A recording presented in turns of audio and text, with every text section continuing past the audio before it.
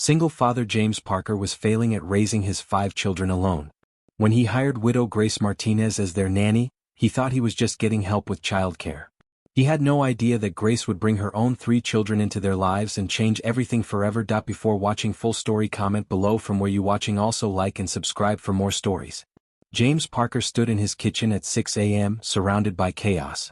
Cereal was scattered across the floor, milk had spilled on the counter, and his 5-year-old daughter Emma was crying because she couldn't find her favorite stuffed animal.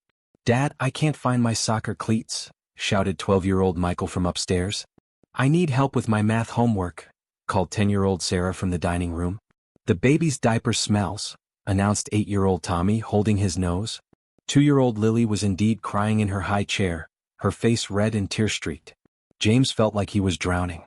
It had been 8 months since his wife Rebecca died in a car accident, and he still couldn't figure out how to manage everything alone.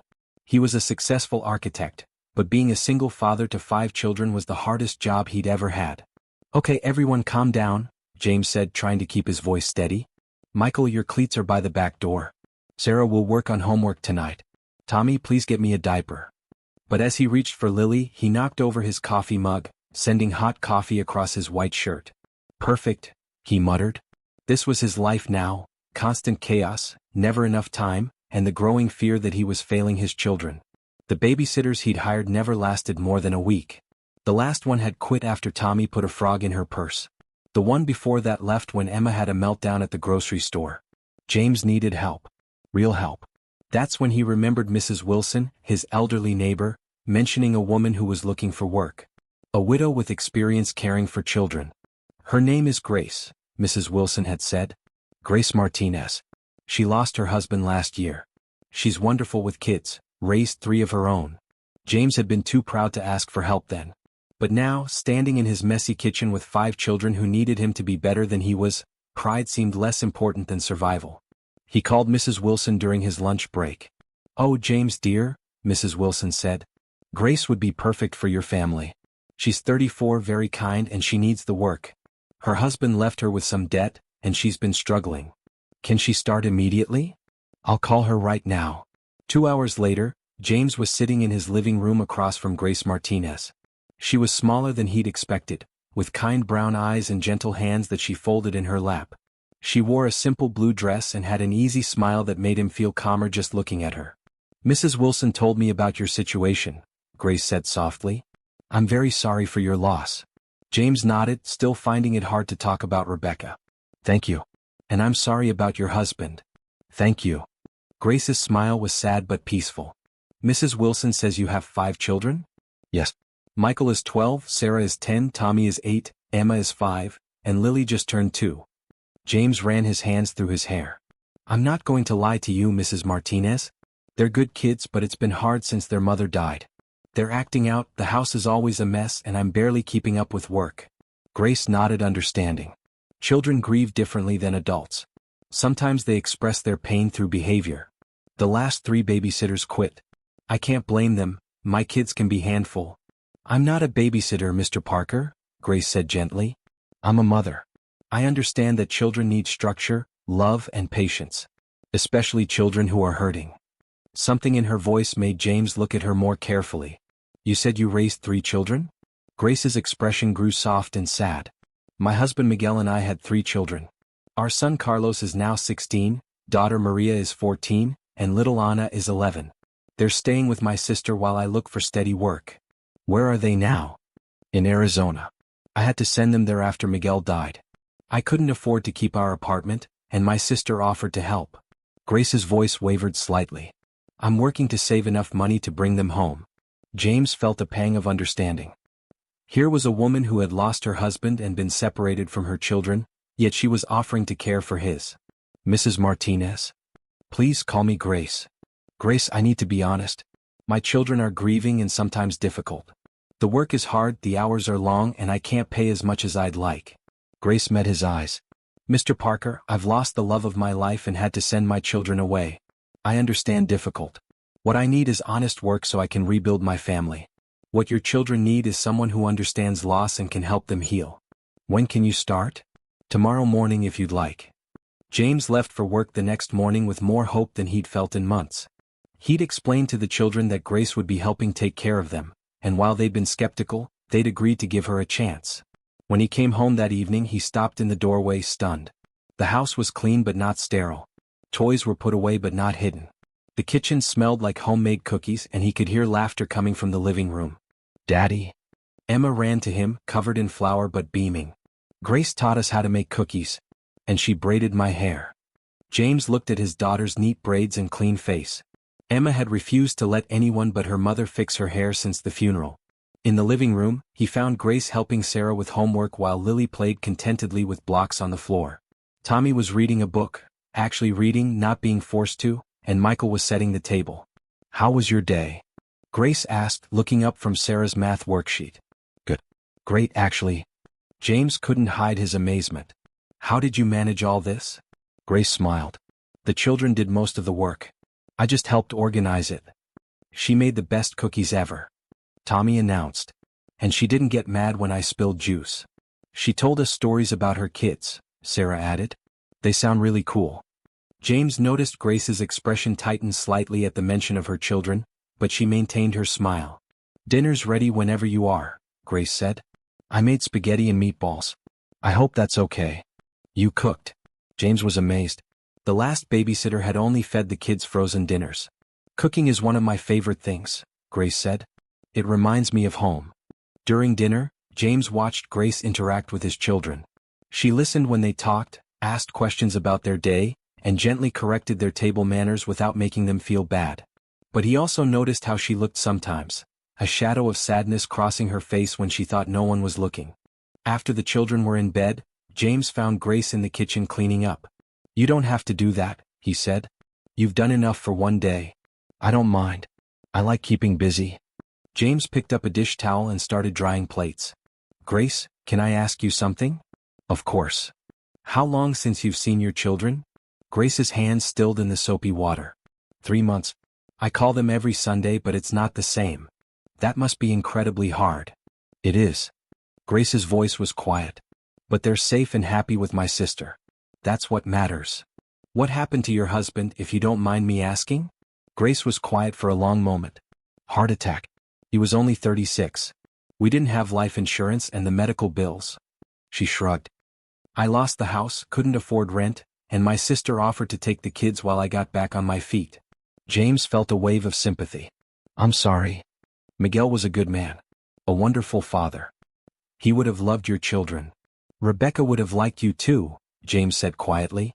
"She always said the best gift you can give children is someone who truly cares about them."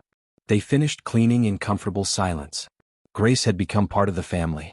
The children adored her, the house ran smoothly, and James found himself looking forward to coming home each day. But he also saw how Grace struggled.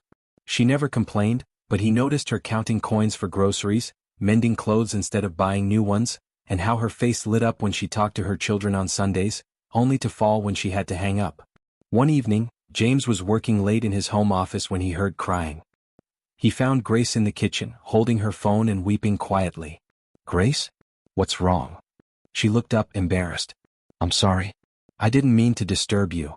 "You didn't? What happened?" Grace showed him her phone. "Anna, my youngest daughter. She had a recital today. Piano. She sent me a video, but..." Her voice broke. "I should have been there." James sat down beside her. "You're doing everything you can to get back to them." "Am I? Sometimes I wonder if I'm being selfish staying so far away.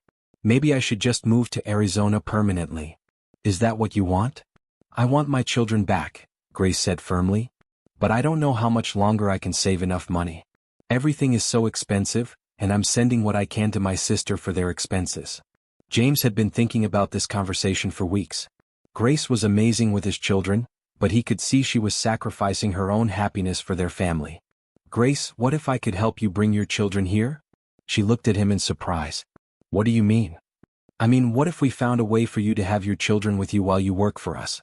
There's plenty of room in the house and maybe we could arrange something." Grace stared at him. "James, I couldn't ask you to do that." "You're not asking. I'm offering." "My children love you, you're the best thing that's happened to our family in months, and if bringing your children here would make you happy, then let's figure out how to do it." Grace began crying again, but these were different tears. "Are you serious?" "Completely. This house is too big for just the 5 of us anyway. What's 3 more? 8 children total? Grace laughed through her tears. Do you know what you're saying? I'm saying that you've brought joy back to my children's lives. The least I can do is help you get your joy back too. The house was in chaos again, but it was happy chaos. Grace's 3 children had arrived from Arizona, and the Parker house had become a home to 8 children and 2 adults. Carlos, at 16, had immediately taken Michael under his wing, teaching him guitar and helping with homework. Maria, 14, had become Sarah's best friend and partner in teenage drama. And little Anna, 11, followed Emma around like a devoted younger sister. This is insane, James said to Grace as they watched all 8 children playing in the backyard. Good insane but insane. Grace was glowing with happiness. Thank you, she said for the 100th time. I can never repay you for this. You don't need to repay me. You've given me my life back. It was true. With Grace's help, James felt like he could breathe again. The children were happy, the house was organized, and he was no longer drowning in single parenthood. But something else was happening too. Something James hadn't expected. He was falling in love with Grace. It had started slowly, appreciation for her kindness, admiration for her strength, gratitude for her care of his children. But lately he found himself looking forward to their quiet conversations after the children went to bed, noticing how beautiful she looked when she laughed, and feeling peaceful in a way he hadn't since Rebecca died. The problem was he didn't know how Grace felt about him. She was professional, caring, and wonderful with the children, but he couldn't tell if she saw him as more than an employer. The breakthrough came on a difficult day. Tommy had gotten into trouble at school, Emma was sick with a fever, and baby Lily was teething and crying nonstop. James came home from work to find Grace walking the floor with Lily, her own face flushed with fever. "Grace, you're sick too," he said, immediately taking Lily from her arms. "I'm fine," Grace protested, but she swayed slightly. "You're not fine. Go to bed. I'll handle everything." But Tommy needs to talk about what happened at school, and Emma needs her medicine every 4 hours, and... Grace. James put his hands on her shoulders. "Go to bed. Trust me to take care of my own children." Grace looked at him and something passed between them. "Okay," she said quietly. That night, James managed everything alone. He gave Emma her medicine, talked to Tommy about his behavior, fed Lily, and got all the children settled. When he finally went to check on Grace, he found her sitting up in bed, looking better but worried. "How is everyone?" she asked. "Everyone's fine.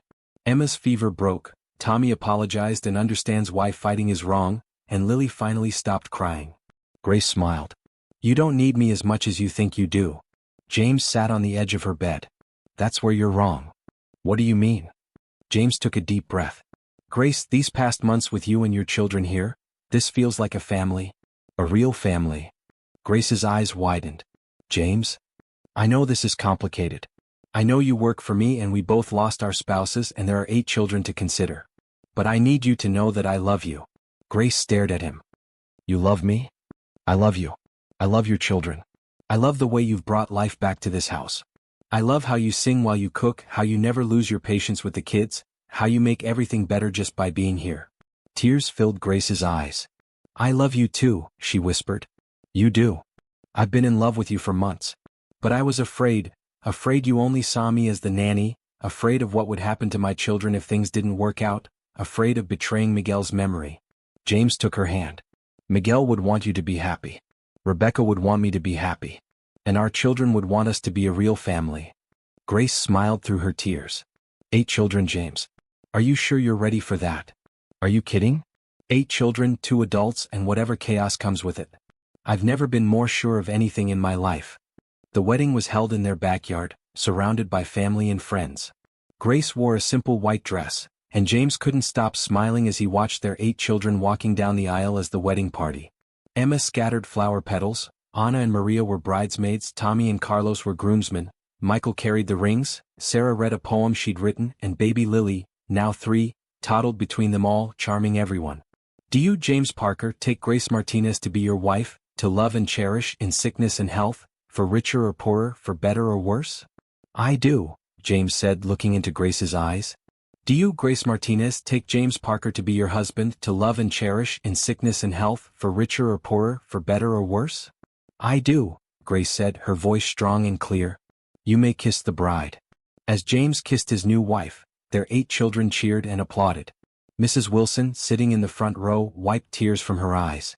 Later, during the reception, James found Grace sitting quietly in the garden, watching their children play together.